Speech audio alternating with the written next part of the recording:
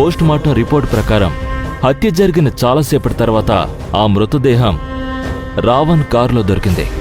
తన కారులో ఒక మృతదేహం ఉందన్న విషయం రావణ్కే తెలీదు. హత్య చేసిన వాళ్ళు రావణ్ని ఇరికించాలని రావణ్ గారి కారు డిక్కీలో ఆ బాడీని పెట్టారు.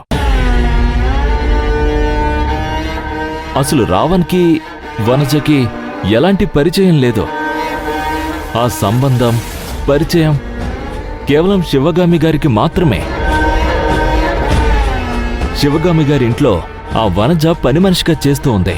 అదే సమయంలో ఆ ఇంట్లో మేఘన అనే ఆవిడ హత్య జరిగింది. ఆ హత్య నేరం ఆపాదించబడిన శివగామి ఆ కేసు నుంచి తను బయటపడ్డానికి వనజని బలిపశువును చేసింది.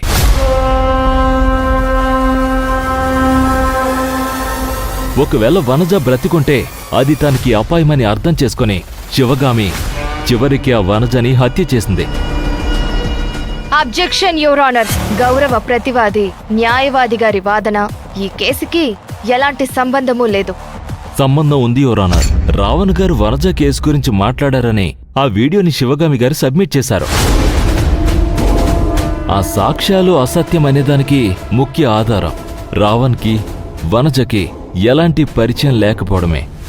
అందుకే ఆ వనజ కేసులో అసలు ఆరోపించాల్సిన వ్యక్తి శివగామి.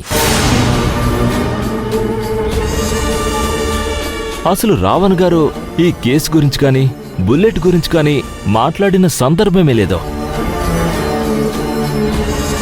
ఇది మీకు విన్నవించుకుంటున్నాను your honour. Your honour, Ravan గారిని క్రాస్ ఎగ్జామిన్ చేయడానికి అనుమతించవలసిందిగా కోరుకుంటున్నాను.